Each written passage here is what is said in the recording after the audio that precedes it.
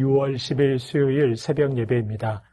오늘 함께 보실 하나님의 말씀은 고린도전서 6장 12절부터 20절까지의 말씀입니다.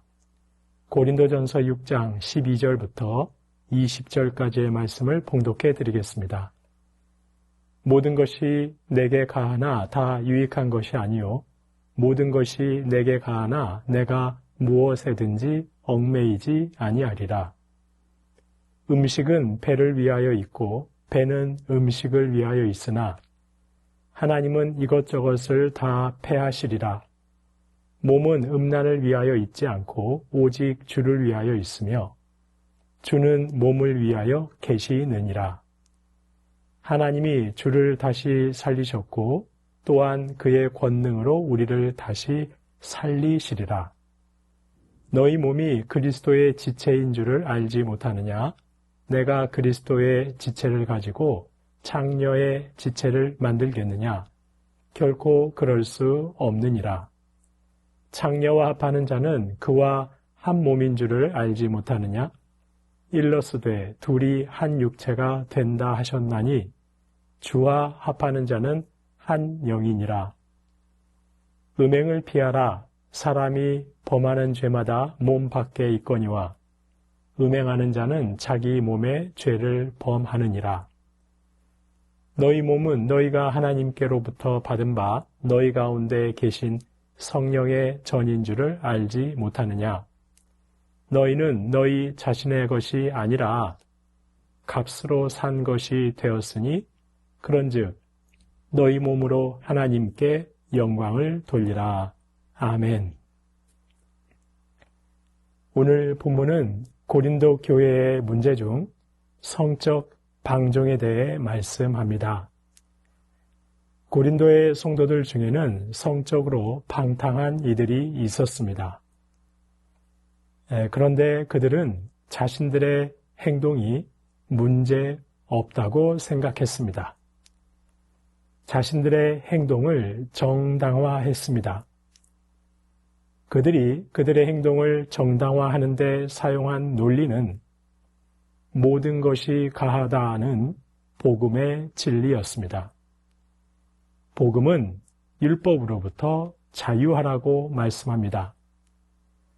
성적 방종을 일삼는 자들은 율법으로부터 자유하라 하지 않았느냐? 우리는 모든 율법으로부터 자유하다. 우리는 그리스도인으로서 이제 모든 것이 가하다라고 주장하며 자신들의 성적 방종을 정당화했습니다. 이에 오늘 본문 12절은 말씀합니다. 그래, 당신들 말대로 모든 것이 가하다. 그러나 모든 것이 유익한 것은 아니다. 모든 것이 가하지만 그렇다고 해서 그것이 공동체의 유익이 되는 것은 아니다. 모든 것이 가하지만 공동체의 유익이 되는지 점검해야 한다라고 말씀합니다. 이어서 사도 바울은 말합니다. 모든 것이 내게 가하지만 내가 무엇에든지 얽매이지 아니하리라. 이 말씀은 나는 무엇이든지 할 수 있다는 말입니다. 아무 것에도 얽매이지 않고 무엇이든지 가하다. 하지만 그렇다고 해서 내가 무엇에도 얽매이지 않고 무슨 일이든 다 할 수 있다고 해서 가하다고 해서 그렇다고 해서 내가 죄의 종노릇하는 일은 하지 않을 것이라는 말입니다. 모든 것이 가하다 하여 성적 방종을 일삼으면 그것은 죄를 범하는 일이고 결국 내가 죄에 얽매이게 되는 것인데 그런 죄에 얽매이는 일은 하지 않을 것이다. 그것은 잘못된 것이다 라고 사도가 말하는 것입니다. 그렇습니다. 그리스도인은 모든 것이 가합니다.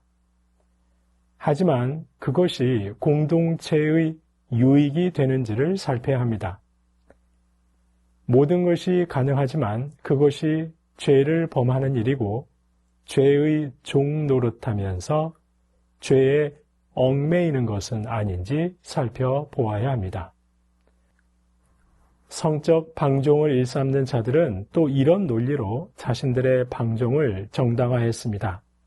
13절에 보시면 음식은 배를 위하여 있고 배는 음식을 위하여 있으나, 아니 음식은 배를 채우기 위해 있는 것이고 배는 음식을 먹어 채우기 위해 있는 것 아니냐.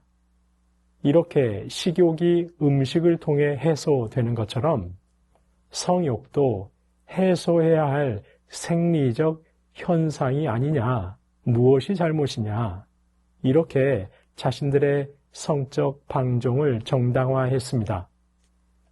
아울러 이어지는 13절에서 보시듯 하나님은 이것저것을 다 폐하시리라. 배와 음식은 다 썩어 없어질 일시적인 것이다. 하나님이 다 없애버리실 것이다. 마찬가지로 이 몸은 하나님이 다 없애버리실 것이다. 그러니 몸의 쾌락을 누리는 것이 무엇이 잘못이냐? 자신들의 행위를 정당화했습니다. 하지만 13절 중반절은 말씀합니다. 몸은 음란을 위해 있지 않고 오직 주를 위하여 있으며 주는 몸을 위하여 계시느니라. 바로 주님은 성령을 통해 우리 몸 안에 거하시면서 우리 몸을 위하신다는 것입니다. 그러니 주님의 성령이 내 안에 거하시면서 내 몸을 위하시고 주장하고 계시는데 그런 성도가 몸으로 어찌 음란을 일삼을 수 있겠느냐는 것입니다. 더구나 14절에서는 하나님이 주를 다시 살리셨고 또한 그의 권능으로 우리를 다시 살리시리라 말씀합니다. 우리를 다시 살리실 것입니다. 성적으로 방종한 자들의 주장처럼 몸은 없어져 버릴 것이 아니라 하나님께서 예수님의 육체를 살리신 것처럼 우리를 몸으로 부활시키실 것입니다. 부활의 몸이 되게 하실 것입니다. 물론 부활의 몸은 지금 이 몸과 연속하는 측면도 있고 불연속하는 측면도 있습니다. 하지만 몸의 부활을 통해 부활의 몸이 되게 하실 것입니다.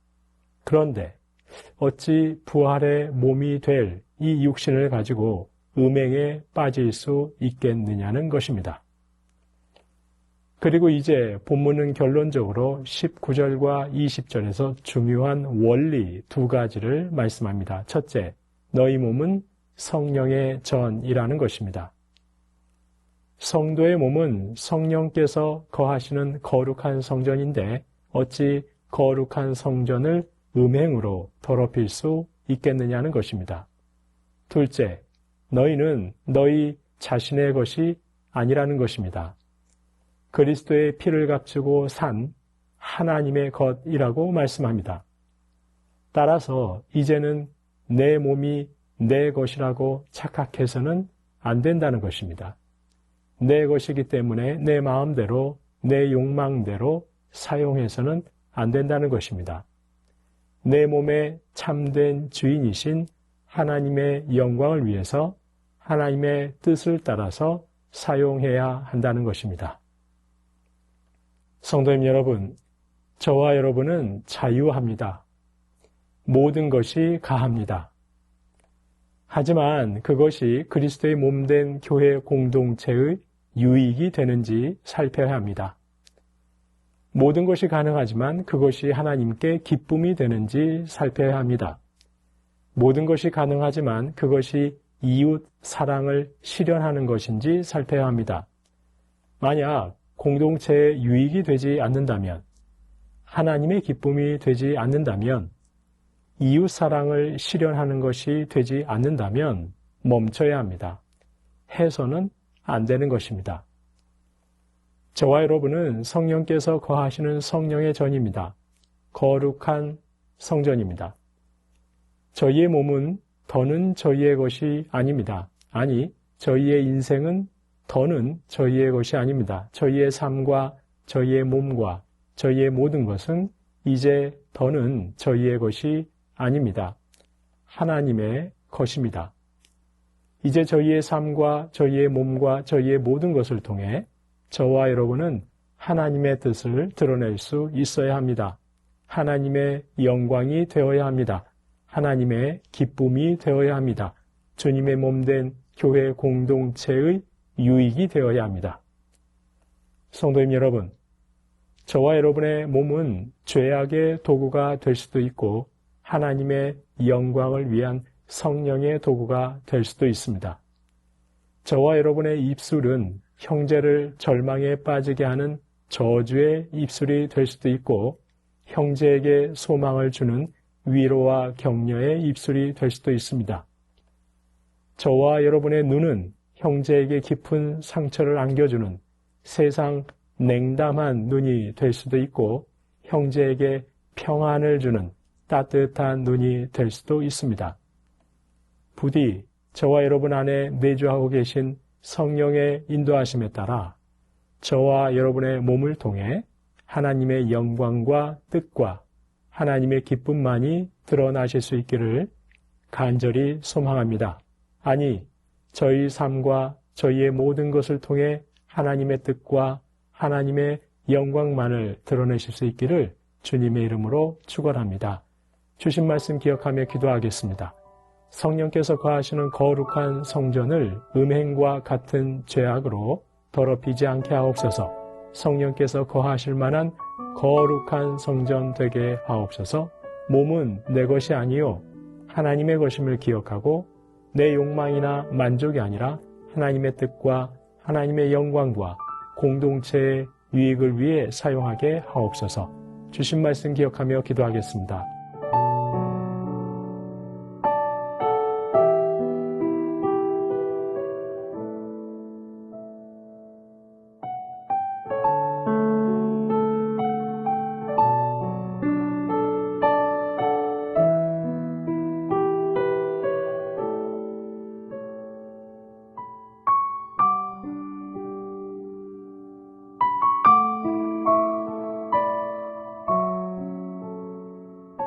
나라와 열방을 위해서 기도합니다. 이 나라의 모든 갈등과 분열의 본질이라 할 수 있는 분단은 어서 극복되고 격차는 해소되는 평화의 하나님 나라 되게 하옵소서. 전쟁과 폭정은 그치고 생명과 평화의 하나님 나라 임하는 온 열방 되게 하옵소서. 나라와 열방을 위해서 기도하겠습니다.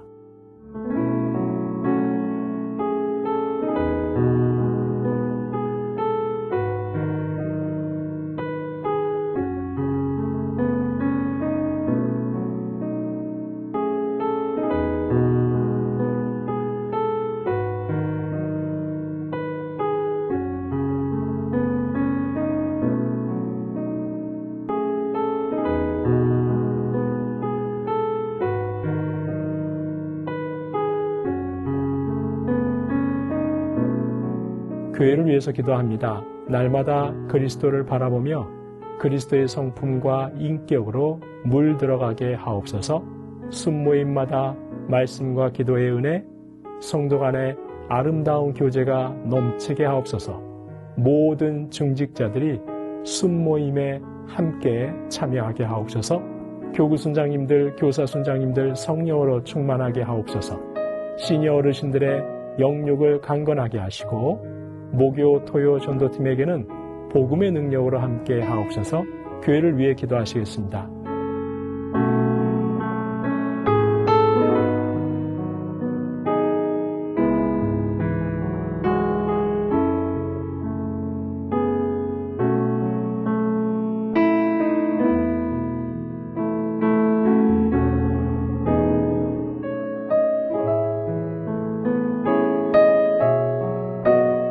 선교사님과 환우분들 위해서 기도합니다. 아이곡의 오세날 강보배 선교사님, 특별히 오세날 선교사님, 인도의 47도가 넘는 더위에 영육이 강건하여서 여름 사역 잘 감당하게 하옵소서.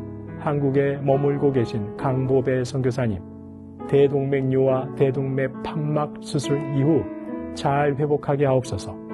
가족 여름 수련회를 통해 성령께서 온 성도들을 각자 만나 주셔서 제자로 헌신된 삶 살게 하옵소서. 김귀남 권사님 췌장암으로 항암 중이십니다. 항암의 부작용 잘 이겨내게 하시고 종양이 효과적으로 줄어들어 안전하게 수술 받으실 수 있도록 인도하옵소서. 여혜경 권사님 암이 재발해서 표적 약물 치료하고 계십니다. 약이 잘 맞아 암세포가 줄어들고 부작용 없이 빨리 회복할 수 있게 하옵소서. 김현순 권사님 현재 상태가 더는 나빠지지 않게 잘 유지될 수 있도록 붙들어 주옵소서. 몸의 경직은 떠나가고 모든 기능이 다소 회복되는 놀라운 역사가 있게 하옵소서. 우리 장로님 지치지 않게 붙잡아 주옵소서. 박가순 권사님 진행 중인 항암제가 몸에 잘 반응하고 치료에 진전이 있으나 치료 부작용으로 나타난 설사가 멈춰지게 하옵소서. 견뎌낼 수 있는 체력과 면역력 허락하옵소서. 양금숙 집사님 췌장암이 재발해서 항암 중에 계십니다. 항암의 효과가 지속되어 완전한 회복 있게 하옵소서. 조종순 권사님의 남편 백형호님 뇌출혈 후유증으로 식사를 하지 못하고 균형을 잡지 못하십니다. 손상된 신경과 기능 회복시켜 건강을 속히 되찾게 하옵소서. 우리 권사님 지치지 않게 붙들어 주옵소서. 박세은 집사님 유방암 발병 이후 뼈로 전이된 상황입니다. 통증이 완전히 사라지고 치료 과정 속에서 회복의 은혜 경험하게 하옵소서. 권호순 권사님 진행 중인 항암 치료 계속 효과를 나타내어 암세포가 완전히 사라지고 면역력이 증가하여 모든 치료 잘 감당할 수 있게 하옵소서. 이외에도 항암 중에 계신 분들, 수술받고 시술받고 회복 중에 계신 분들, 오랫동안 투병하고 계신 분들, 자녀가 아파서 마음이 아파서 기도하고 있는 가정들, 하나님께서 오늘도 놀랍도록 치료하시고 회복시켜달라고 마지막으로 선교사님과 환우분들 위해서 함께 기도하겠습니다.